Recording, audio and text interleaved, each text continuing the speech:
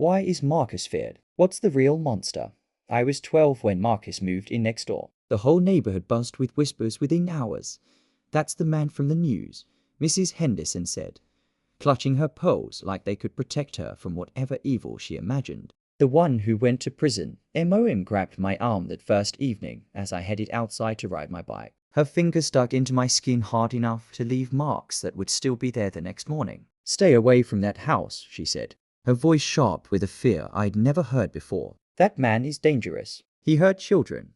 I wanted to ask how she knew. What exactly he'd done.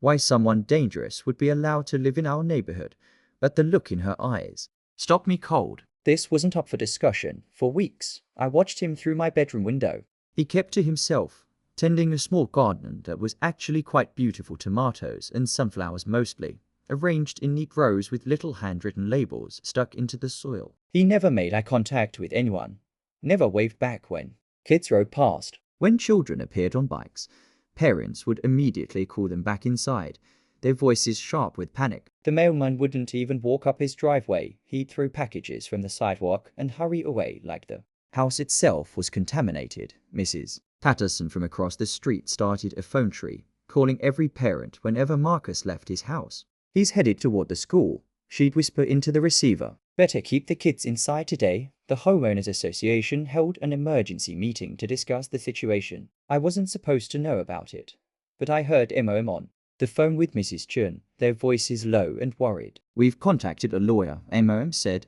There has to be something we can do, some way to get him out of here. But apparently, there wasn't. Marcus had served his time, whatever that time had been for, and he had every legal right to live wherever he wanted, even if that somewhere was right next door to families with children. But I noticed things others didn't. Little things that made me question everything the adults were saying.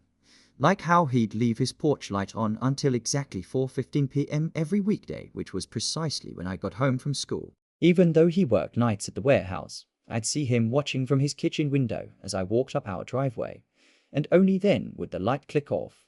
How he'd suddenly appear to water his plants whenever the Parker boys followed me down our street, and they'd mysteriously decide to take a different route home Doherty first.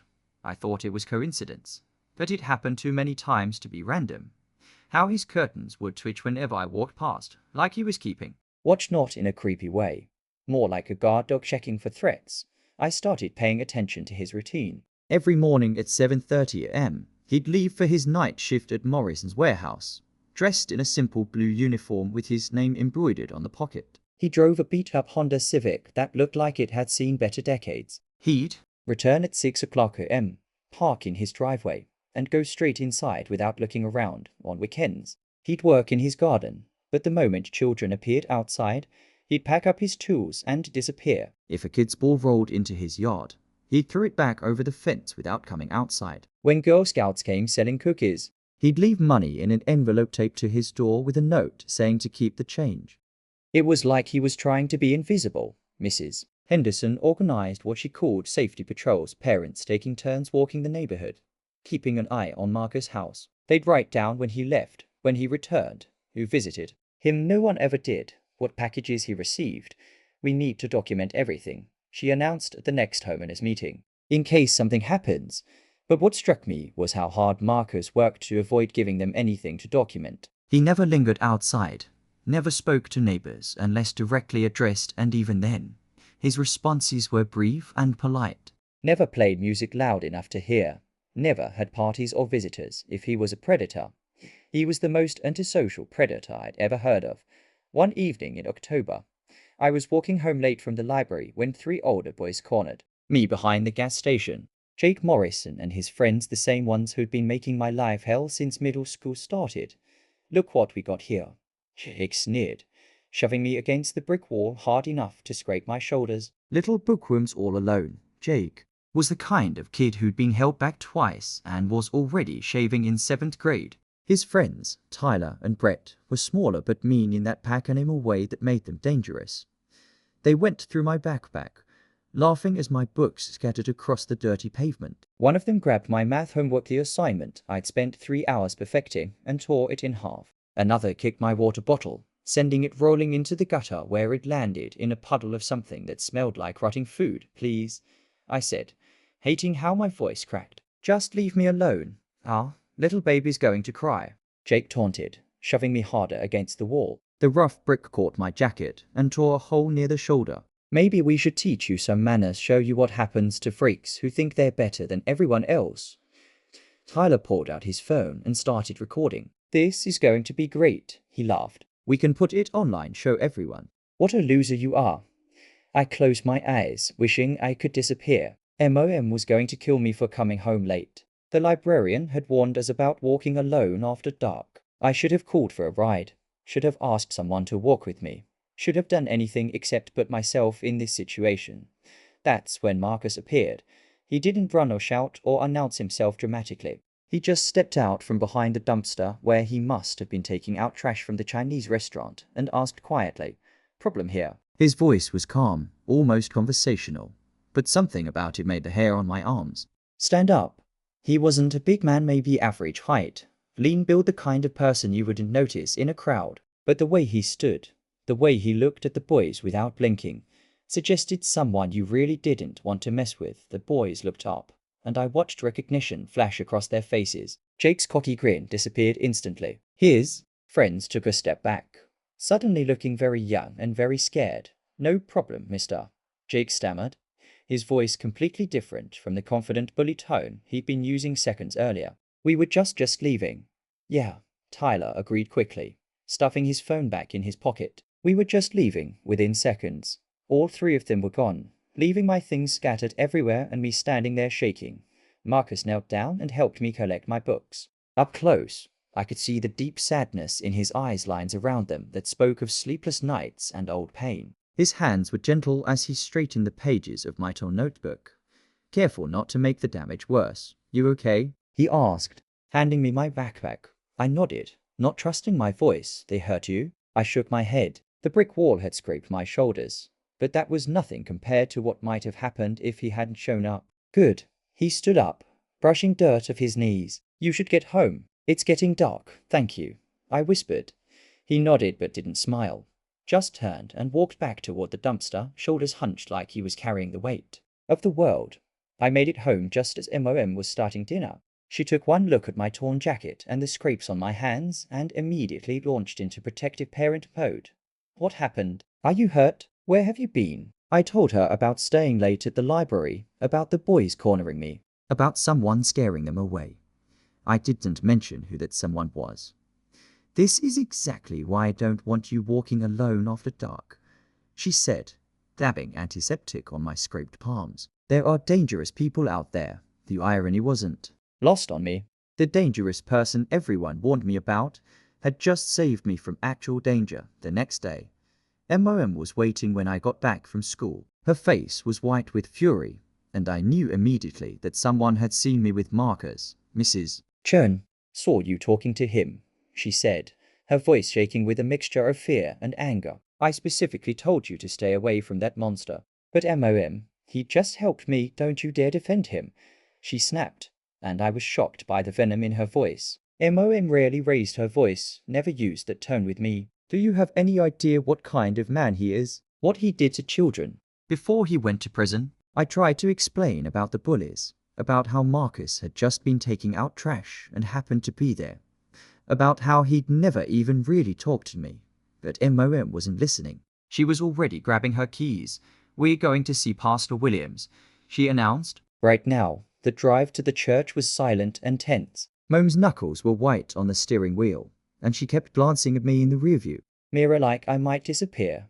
Pastor Williams met us in his office, which was decorated with crosses of every size and material, family photos showing 3 generations of smiling people, and motivational posters with Bible verses in flowing script. He was a kind man in his 60s who baptized me as a baby and had always treated me like one of his own grandchildren, but today, his expression was serious as he sat me down and spoke in careful, measured words about dangerous people and how they operated.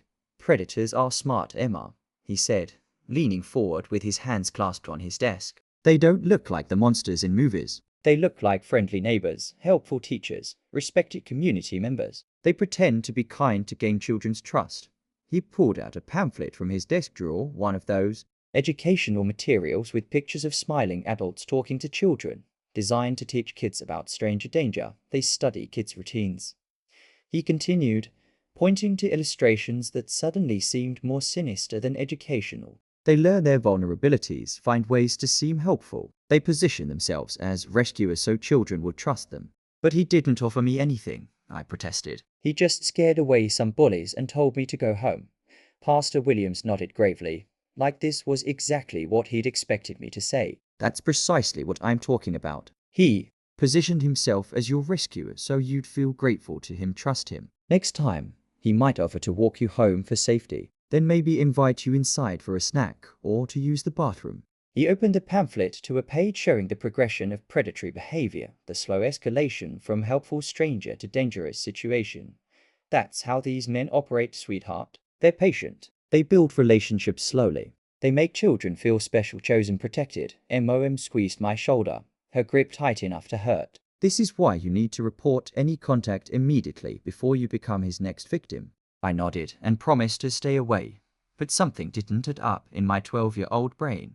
If Marcus was hunting for victims, why did he avoid children completely? I'd been watching him for weeks, and I'd never seen him try to talk to any kid in the neighborhood. When the elementary school bus stopped at our corner every morning, he'd retreat inside his house until it left. When parents walked by with strollers, he'd turn away or find something to do in his backyard. If children's toys ended up in his yard, he'd throw them back over the fence without coming outside. For someone supposedly targeting kids, he sure went to a lot of trouble to avoid them. Over the next few weeks, I became obsessed with watching Marcus, not because I wanted to talk to him. Mom had made her position on that crystal clear, but because I was trying to understand the disconnect between what adults were telling me and what I was seeing with my own eyes. I started keeping a notebook documenting everything I observed. My scientific approach to the situation would have made my science teacher proud if I'd been studying anything other than our neighbor's daily routine. Every morning at 7:30 am sharp, he'd leave for his night shift at Morrison's warehouse, dressed in that same blue uniform with Marcus embroidered on the pocket.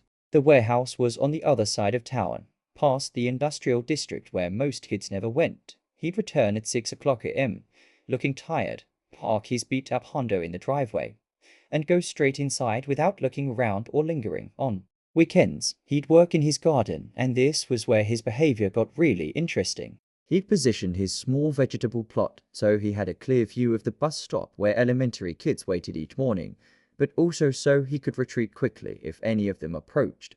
I watched him plant tomatoes, sunflowers, green beans, and herbs in neat rows with little handwritten labels. His garden was beautiful, clearly the work of someone who cared about growing things properly. But the moment children appeared outside, he'd pack up his tools and disappear inside. It was starting to feel less like stalking behavior and more like protection. One Saturday morning, I decided to test my theory. Instead of staying inside, like Mom preferred, I sat on our front porch with a book, clearly visible from Marcus' yard. Sure enough, within minutes of settling into the porch swing, I saw his curtains twitch. But he didn't come outside, didn't try to talk to me, didn't even wave. Instead, he stayed at his window, and I realized he was watching the street. When a white van I didn't recognize drove slowly past our house, Marcus moved to a different window to keep it in sight. When it turned around and came back, he stepped onto his porch. The van kept driving, but Marcus stayed outside for another 10 minutes watching. When I told Mom about the van, she was immediately concerned. What kind of van did you see? Who was driving? But when I mentioned that Marcus had been watching it too, her expression changed. He was probably the one driving it earlier, she said dismissively. Predators often case neighborhoods looking for opportunities. That didn't make sense to me. If Marcus was casing our neighborhood, why would he then stand on his porch to scare himself away? I started paying more attention to the details Mom and other adults seemed to miss or dismiss. Like how Marcus had installed motion sensor lights around his property, not just for his own protection, but positioned to illuminate the street in front of our house and the Chun's house next door. How he'd started parking his car in his driveway instead of his garage, creating a clearer line of sight to the street. How he'd trimmed the hedge between our properties so it wouldn't block his view of our front door. If I didn't know better, I'd think he was setting up a security system to protect the neighborhood. One afternoon, I decided to test my theory more directly. Instead of walking straight home from school, I took a detour through Riverside Park, where older kids sometimes hung out smoking cigarettes and causing trouble. It was risky. MOM had specifically forbidden me from going there alone, but I needed to know if my suspicions were correct. Sure enough, Jake Morrison and his crew were there, sprawled on the picnic tables near the basketball court. They spotted me immediately. Well, Jake called out, flicking his cigarette toward me. If it isn't our little friend, I tried to keep walking, but they surrounded me, blocking the path back to the street. My heart was pounding, but I kept my expression neutral. If my theory was right, if Marcus was really watching over our neighborhood, you look scared, Brett observed, grinning in that mean way that made my skin crawl. Maybe we should walk you home, make sure you're safe. They started closing in, and I genuinely began to panic. What if I was wrong? What if Marcus really was a predator, and I just put myself in danger to prove some stupid point? What if he wasn't even watching, wasn't even aware I was here? Yeah, Tyler agreed, pulling out his phone again. We should definitely make sure you get home safe. Wouldn't want anything bad to happen to you. The way he said it made it clear that bad things were exactly what he had in mind. That's when I heard footsteps behind me. There's my neighbor, Marcus said casually, like we were old friends who'd planned to meet at the park. Ready to hit home, Emma. Jake and his friends immediately backed off. They didn't run this time, but they moved away from me, suddenly very interested in their cigarettes and phones. Yeah, I managed, my voice only shaking a little. Ready, Marcus walked beside me in comfortable silence until we reached the edge of the park. Then he stopped. That was reckless, he said quietly, without looking at me. You put yourself in danger to see if I'd show up. I stared at him in shock. How did you? I know what it looks like when someone's testing boundaries, he said, finally meeting my eyes. I've seen it before. Don't do it again. Those boys are more dangerous than you realize.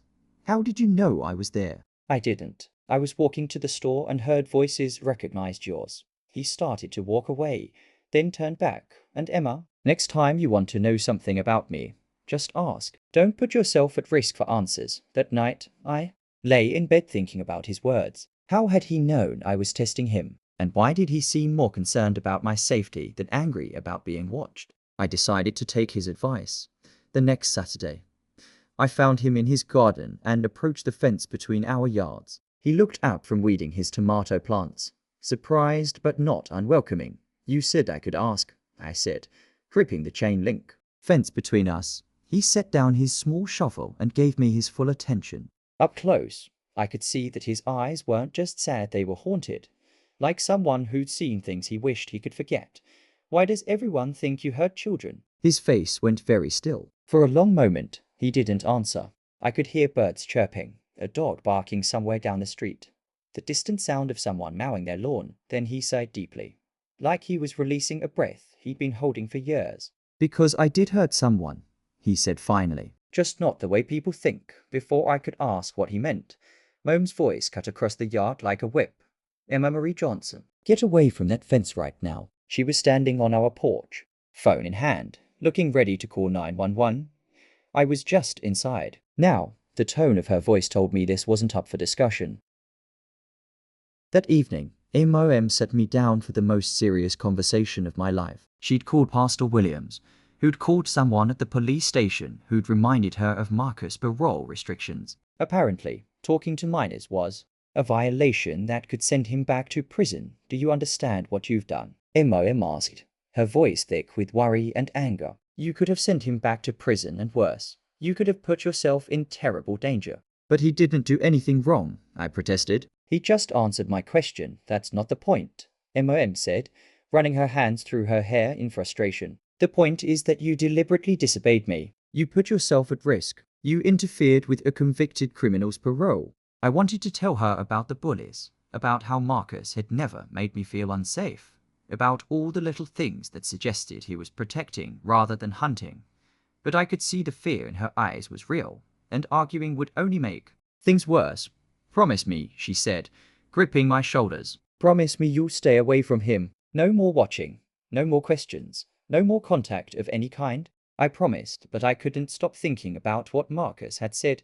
He'd hurt someone, but not the way people thought. What did that mean? Late that Thursday night, I heard shouting from Marcus' yard. I peeked through my curtains and saw 3 men surrounding him on his front lawn. They were all bigger than Marcus, dressed in dark clothes, their faces twisted with anger. "We know what you did," one of them yelled, shoving Marcus backward. "We know why you were in prison. You sick freak. Kids aren't safe with you around," another shouted, pushing him from a different direction. Marcus stumbled but didn't fight back, didn't even raise his hands to defend himself. "Maybe we should take care of this problem ourselves," the third one said, and something about his tone made my blood run cold. "Save the taxpayers some money." Marcus just stood there, hands at his sides, taking every insult and threat. He never raised his voice, never fought back, never even tried to defend himself. "I understand why you're angry," he said quietly, his voice calm despite being surrounded by 3 men who clearly wanted to hurt him. "I understand why you don't want me here." "Then leave," the first man spat. "Get out of our neighborhood before something bad happens to you. We've got kids," another added. "We're not going to stand by and let some child molester live next door to our families."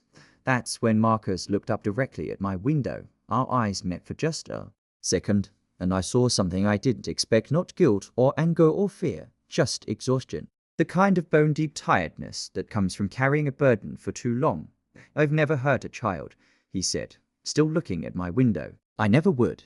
"Yeah, right," one of the men scoffed. That's what they all say. The men eventually left, but not before making it clear they'd be watching him. I stayed at my window, watching Marcus stand alone in his yard for nearly an hour. Finally, he went inside, and I saw his kitchen light stay on until dawn. The next morning, there was a note taped to our mailbox in careful, neat handwriting. It read, "Check the news archives." March 15th, 2018. The real story.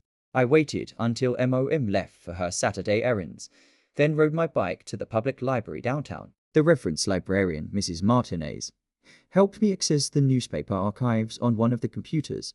My hands shook as I typed in the date. Marcus had specified March 15th, 2018.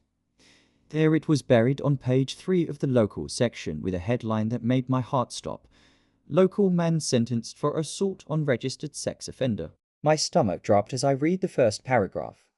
The article wasn't about Marcus being dangerous. It was about him being arrested for attacking someone else, someone who was the actual predator. According to the report, Marcus Torres had discovered that his neighbor, David Kellerman, was sexually abusing multiple children in their neighborhood. The article was sparse on details, but it painted a picture that was completely different from what everyone in our current neighborhood believed. Marcus had been living in a different part of town 3 years ago. He'd noticed strange patterns around Kellerman's house, children going in happy and coming out upset, parents dropping kids off for tutoring sessions that seemed to leave the children traumatized, a pattern of behavioral changes in neighborhood kids that concerned him. When police failed to act on Marcus' reports, he'd confronted Kellerman directly. The confrontation turned violent, and Marcus was arrested for assault and battery. But buried deeper in the article was a quote from Detective Sarah Mills that changed everything. While Mr. Torres' actions were legally wrong, his persistence in reporting suspected abuse likely prevented further victimization. Several children have since come forward with allegations against Mr. Kellerman, who is now facing multiple felony charges. I kept reading, my hands trembling as I scrawled. Through related articles, David Kellerman had been living in Marcus' old neighborhood for over a decade. He'd been a respected member of the community. He ran a youth group at the local community center, offered free babysitting services to struggling single parents, hosted sleepovers and camping trips for underprivileged children, all while systematically abusing them, the same pattern Marcus had recognized and tried to stop. I found follow-up articles from the weeks and months that followed. 17 children eventually came forward with testimony about abuse that had been happening for years. David Kellerman was sentenced to life in prison without the possibility of parole, and Marcus Torres, the man who'd sacrificed his freedom to stop a monster, was labeled as a violent criminal by everyone who only heard part of the story. I printed every article I could find and stuffed them into my backpack. The more I read, the clearer the picture became. Marcus had been the first person to report David Kellerman to authorities. When his initial reports were dismissed as the complaints of a paranoid neighbor, he'd started documenting evidence. He'd taken photos of children leaving Kellerman's house looking upset, recorded license plates of parents who dropped kids off for tutoring sessions, even followed Kellerman to public places to document his interactions with children. For months, Marcus had tried to build a case through proper channels. He'd contacted police, Child Protective Services, the school district, even the FBI field office. Everyone told him the same thing: suspicion wasn't evidence, and they needed more than one man's accusations to launch an investigation. So Marcus decided to get the evidence himself. According to court records I found in the library's legal database, Marcus had confronted Kellerman directly, demanding he stop abusing children. When Kellerman laughed and threatened to have Marcus arrested for harassment, something in Marcus snapped. The fight sent Kellerman to the hospital with 3 broken ribs, a concussion, and a shattered wrist. It sent Marcus to prison for 3 years on assault charges, but it also opened the floodgates for Kellerman's victims to come forward. Within weeks of Kellerman's hospitalization, children started telling their parents what had been happening during those tutoring sessions and camping trips. The investigation expanded rapidly as more victims were identified, more evidence was collected, more charges were filed. By the time Marcus was sentenced, David Kellerman was facing 17 counts of child sexual abuse, 43 counts of child pornography possession, and multiple counts of child endangerment. Marcus had been right about everything, and everyone had punished him for it. I sat in that library chair, staring at the computer screen, feeling sick about everything our neighborhood had gotten wrong. Every adult in our current community had failed to learn the truth about the man living among us. We branded him as a dangerous predator while ignoring the fact that he'd actually sacrificed everything to protect children from a real monster. I gathered my printouts and rode home, my mind racing with questions and guilt. How many other people had gotten the story wrong? How many neighborhoods had Marcus been forced to leave because of false assumptions? How long had he been carrying the burden of being labeled as the very thing he'd fought against? When I got home, MOM was waiting in the kitchen, and I could tell from her expression that she knew I'd been somewhere I wasn't supposed to be. "Where were you?" she demanded, crossing her arms. Instead of making excuses, I spread the articles across our kitchen table and watched her face change as she read. Her hands started trembling by the second paragraph. "Oh my God," she whispered after finishing the first article. "We got it all wrong. We all got it completely wrong." She read every article twice, then sat down heavily in her chair, like her legs couldn't support her anymore. "That man," she said, her voice breaking, "that man went to prison for trying to protect children, and we treated him like a monster." "MOM, there's more," I said, pulling out the articles about David Kellerman's sentencing. "Look at what he was trying to stop," as she read about the 17 victims, about years of systematic abuse, about a predator who'd use community trust to access vulnerable children. I watched my mother's worldview crack and reshape itself. "How did we get it so wrong?" she asked, tears starting to fall. "How did we completely miss the truth?" "Because everyone only heard part of the story," I said, "and the part they heard made Marcus sound like the bad guy." That evening, MOM did something I'd never seen her do before. She walked across the yard and knocked on Marcus's door. I watched from the window as she handed him the printed articles and spoke quietly for several minutes. Marcus listened without interrupting, nodded a few times, then gently closed the door. When she came back inside, her eyes were red from crying. "What did you say to him?" I asked. "I apologized," she said simply. "And I told him I was ashamed of how we treated him." "What did he say?" "That he understood why we were scared. That he didn't blame us for wanting to protect our children." The next few days were chaos in our neighborhood. MOM started calling other parents, sharing what we'd learned. Some refused to believe it. Surely the newspapers had gotten it wrong. Surely there was more to the story. But others began to have the same doubts. I'd experienced the same nagging feeling that something hadn't added up. Mrs. Henderson was the hardest to convince. She'd been the most vocal about wanting Marcus removed from the neighborhood, had organized the safety patrols and emergency homeless meetings. "This is all very convenient," she said when MOM showed her the articles. "How do we know these aren't fake? How do we know he didn't plant them somehow?" But when Pastor Williams confirmed the story by calling his contacts in Marcus' former neighborhood, even Mrs. Henderson had to accept the truth. Within a week, police cars appeared on our street, not to arrest Marcus, but to investigate the house 2 doors down from ours, David Kellerman's old house, where Dr. Richard Brennan now lived. The same Dr. Brennan who'd moved into the neighborhood 2 years earlier, shortly after Marcus' release from prison.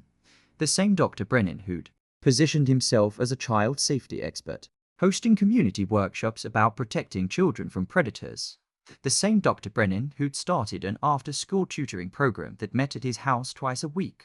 The same Dr. Brennan who'd volunteered to counsel children who'd been traumatized by news of the Kellerman case. And the same Dr. Brennan who'd been corresponding with David Kellerman in prison, continuing the work his mentor had started. When police raided Dr. Brennan's house, they found evidence that made even hardened investigators sick. Hundreds of images and videos, documentation of ongoing abuse involving at least 12 children from our neighborhood, including my friend Jenny, who'd been tutoring there twice a week for the past year. That's when everything clicked into place with horrifying clarity. Marcus hadn't just been avoiding children to protect himself from false accusations.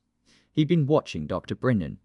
All those times I'd seen him looking toward that house, all those strategic positions in his garden, all those careful routines, he'd been gathering evidence again. But this time, he'd been smarter about it. This time, he'd learned from his mistakes. Instead of confronting the predator directly, he'd been documenting everything, building an airtight case, waiting for the right moment to present evidence that couldn't be dismissed or ignored. The manila envelope Detective Mills collected from Marcus contained 3 years of careful documentation, photos taken with a telephoto lens showing children entering and leaving Dr. Brennan's house, license plate numbers of parents who dropped kids off for tutoring, behavioral observations of children before and after their sessions, even recordings of conversations between Dr. Brennan and David Kellerman made during prison visits that Marcus had somehow documented. He's been working on this case for 3 years, Detective Mills told the gathered crowd of parents and reporters. Mr. Torres provided the key evidence that allowed us to build a prosecution case. The night Dr. Brennan was arrested, I found Marcus standing in his backyard, staring at the police cars surrounding the house 2 doors down. I walked over, ignoring Mom's worried calls from our porch. "You knew?" I said. "This whole time, you knew he was hurting kids?" Marcus looked at me with those same tired eyes I'd been seeing for months. I suspected from the day he moved in. Kellerman had mentioned him in letters. I knew he was coming. Why didn't you report him immediately? I did, multiple times. But I'm a convicted felon reporting on a respected psychiatrist. Who do you think they believed? The weight of his words hit me like a physical blow. He'd been trying to protect us for 3 years and no one had listened because of his criminal record. So you just watched? I watched. I documented. I gathered evidence that couldn't be dismissed. And I tried to keep kids safe without being able to save them. His voice cracked slightly. Do you have any idea what that's like? Knowing children are being hurt and being powerless to stop it immediately. Detective Mills approached us, her expression respectful. Mr. Torres, we're going to need your full statement, and we'll need to go through all your documentation. Marcus nodded and handed her a thick manila envelope. Everything's organized by date, photos, behavioral observations, correspondence records, even financial transactions that seem suspicious. This is incredible work, Detective Mills said, flipping through the materials. You basically did our job for us. I had 3 years of practice, Marcus replied quietly. Over the following weeks, our neighborhood transformed completely. Parents who had crossed the street to avoid Marcus now brought him home baked goods and tearful apologies. Children who'd been taught to fear him learned he'd been the guardian angel they never knew they had. Mrs. Henderson organized what she called an apology campaign, neighbors taking turns visiting Marcus to express their regret for how they'd treated him. She was the first in line. I ruined your life, she sobbed. On his front